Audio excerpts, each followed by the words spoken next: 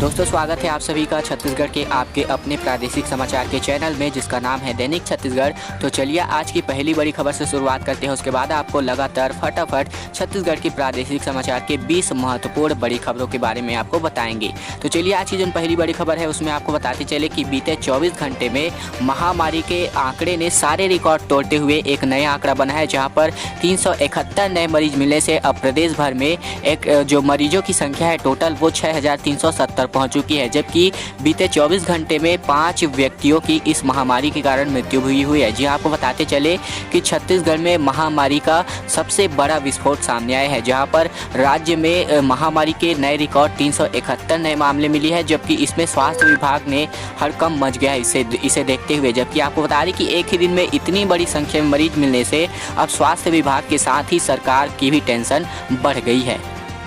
अब चलिए दोस्तों आपको ये भी बताते चले कि कहां से कितने मरीज सामने आए हैं। जी आपको बताते चले कि राज्य में जो है सर्वाधिक 114 नए केस रायपुर से सामने आए हैं, जबकि इसके बाद कबीरधाम से 34 नए केस, जबकि कांकेर से 20, राजनांदगांव से 17, मुंगेली से 16, जांजगीर चांपा से 12, बस्तर से 10, जबकि बिलासपुर से 6, दुर्ग से 5, नारायणपुर गरियाबंद से 4, जबकि कोरिया से 3, जसपुर से 2, बालोद, धमतरी, बलौदाबाजार, जबकि महासमुंद, सरगुजा, कोंडागांव, दंतेवाड़ा, बीजापुर से एक नए मरीजों की पुष्टि हुई है। इसका अर्थात जो टोटल है वो 371 नए मरीजों की पुष्टि बीते दिन हुई है। दोस्तों इसी के साथ एक और अगली बड़ी खबर निकलकर सामने आई है, जहां पर मूसलाधार बारिश से बाढ़ जैसे हालात पैदा हुए हैं। तो कई इलाकों में लोगों के बेडरूम में घुटने तक जो पानी है वो भर गया है। जी हाँ, हम बात कर रहे हैं बिलासपुर शहर की, जहाँ पर गुरुवार को हुई दोपहर में जो मूसलाधार बारिश दर्ज की गई है। तो इन बारिश से लोगों का हाल जो है वो बेहाल हो गया है, जहाँ पर बारिश से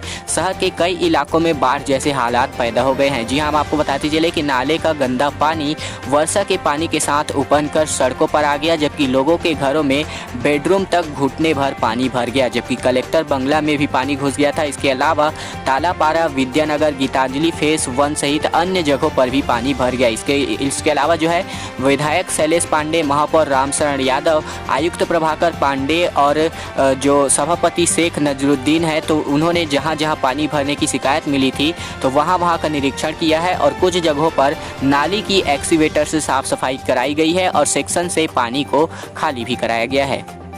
तो इस तरह की प्राकृतिक आपदा जैसे हालात यहाँ पर बिलासपुर शहर में देखे को मिले हैं। दोस्तों इसी के साथ एक और अगली बड़ी खबर निकल कर सामने आई है, जहाँ पर one nation one ration card योजना के तहत इस तारीख से पहले आपको कराना होगा आपका आधार कार्ड लिंक राशन कार्ड से। अगर नहीं कराया तो आपका राशन कार्ड निरस्त हो सकता है। यहाँ आपको बताते चले कि खाद्य मंत्री अमरजीत भगत ने छत्तीसगढ़ में अगस्त 2020 से one nation one ration card योजना शुरू करने के निर्देश दिए हैं। वही योजना का लाभ उन्हीं राशन कार्ड धारियों को मिलेगा जिनका आधार कार्ड से लिंक हुआ होगा राशन कार्ड, जबकि इसके लिए समय भी निर्धारित कर दिया गया है। ऐसे में जो राज्य में प्रचलित सभी राशन कार्डों के सभी सदस्यों का आधार कार्ड उनके राशन कार्ड से लिंक कराया जाना अनिवार्य है, जबकि खाद्य विभाग द्वारा सभी राज्य के सभी राशन कार्डधारी परिवारों को उनके राशन कार्ड में दर्ज परिवार के सभी सदस्यों के आधार पर जो उनकी आधार कार्ड की फोटोकॉपी लगनी होगी, तो इन सभी को आपको जो है आधार कार्ड को शासकीय उचित मूल्य की दुकानों में 30 जुलाई तक के लिए जमा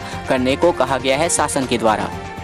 वही दोस्तों इसी के साथ एक और अगली बड़ी खबर निकलकर सामने आई है, जहां पर शिक्षा कर्मियों के सब विलियन को लेकर बड़ी खबर है, जहां पर शिक्षा कर्मियों के सब विलियन का आदेश जारी कर दिया गया है। इससे जो है 16,000 से ज़्यादा ऐसे हैं जिन्होंने 2 साल की सर्विस पूरी कर चुकी है, तो उन लोगों को इसका फ़ायदा मिलने वाला है। जी हाँ, हम आपको बताते चले कि 1 जुलाई तक जिन शिक्षा कर्मियों ने 8 साल की सेवा पूरी कर चुके हैं तो उनका भी सब विलियन होना है, जबकि स्कूल शिक्षा विभाग के अपर सचिव जनक कुमार से यह आदेश जारी किया गया है। दोस्तों आपको बताते चले कि आदेश के मुताबिक 1 जुलाई तक के लिए यानी कि 1 जुलाई तक 8 साल की सेवा पूरी कर चुके शिक्षा कर्मियों का भी सब विलियन कर लिया जाएगा। इसमें इसी महीने में जो 12 जुलाई को जारी आदेश में संशोधन भी किया गया है। दरअसल कांग्रेस ने चुनाव के दौरान ये वादा किया था कि 2 साल की सेवा के बाद सभी शिक्षा कर्मियों का सब विलियन कर दिया जाएगा, जबकि पूर्व की भाजपा सरकार ने 8 साल की सेवा पूरी कर चुके शिक्षा कर्मियों का सब विलियन किया था, जबकि इसे लेकर कई सालों तक शिक्षाकर्मी आंदोलन जो है कर करते रहे हैं, तो उनकी मेहनत का फल अब निकल कर सामने आया है। दोस्तों इसी के साथ एक और अगली बड़ी खबर निकल कर सामने आई है, जहां पर धान की तरह अब रागी, सावा और कोदो कुटकी सरकार जो है खरीदने वाली है। वहीं सरगुजा व बस्तर से विश्व आदिवासी दिवस पर यह योजना शुरू करने वाली है सरकार। जी हाँ, छत्तीसगढ़ सरकार जो है किसानों के हित और विलुप्त हो रही रागी, सावा, कोदो और कुटकी की खेती को बढ़ावा देने के लिए इसकी खरीदी हर साल जो है धान की तरह करने की तैयारी कर रही है। ऐसे में समर्थन मूल्य तय किया जाना बस बाकी है, जबकि इसकी शुरुआत जो है सबसे पहले बस्तर और सरगुजा से होनी है और इसके बाद सिस्टम जो है पूरे राज्य में यह जो सिस्टम है वो लागू होगा।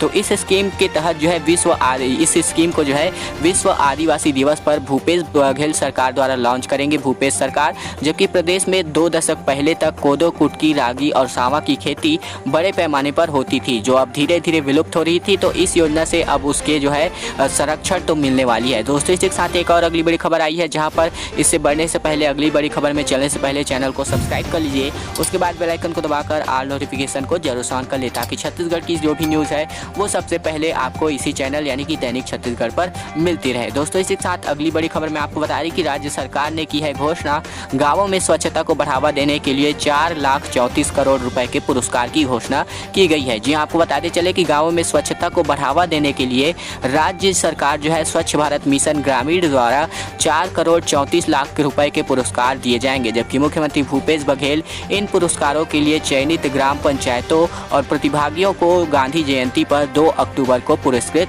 करने वाले हैं। यानी कि अगर आप भी हिस्सा लेना चाहते हैं तो अभी से तैयारी में जुट जाइए। दोस्तों आपको बताते चले कि पंचायत एवं ग्रामीण विकास मंत्री टी.एस. सिंहदेव ने आज जो है राज्य स्वच्छता पुरस्कार 2020 के तहत 15 श्रेणियों में दिए जाने वाले पुरस्कारों की घोषणा जो है कर दी है।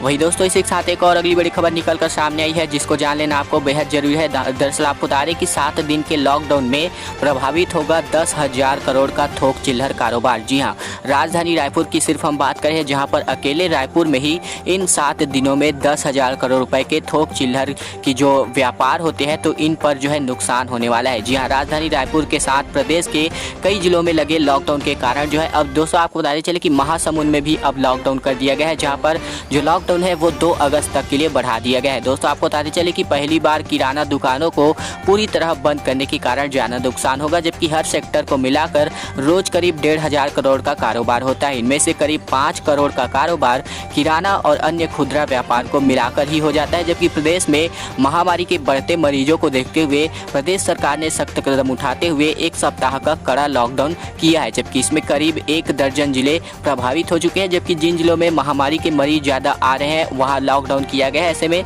लॉकडाउन के कारण एक बार फिर से हर सेक्टर का कारोबार प्रभावित पूरी तरह से हो चुका है।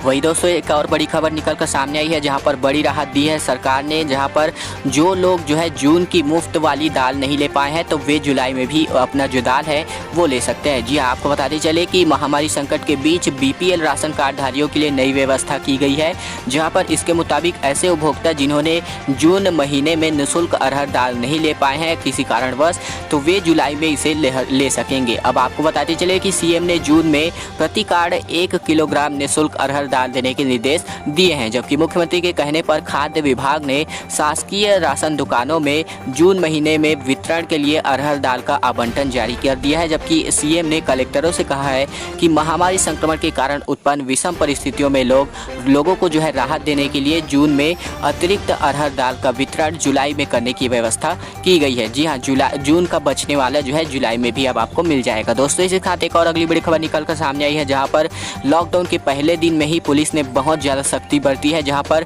बेवजह घूमने वालों को कनबुच्ची की सजा दी गई है। जी हां, आपको बताते चले कि लॉकडाउन के पहले दिन ही पुलिस की अधिक सख्ती नजर आई है, जहां पर बेवजह घूमने वाले लोगों पर जुर्माना तो लगाया गया है, कहीं कहीं 1-1.5 लाख रुपए तक पहुंच गया है जो जुर्माने की राशि है।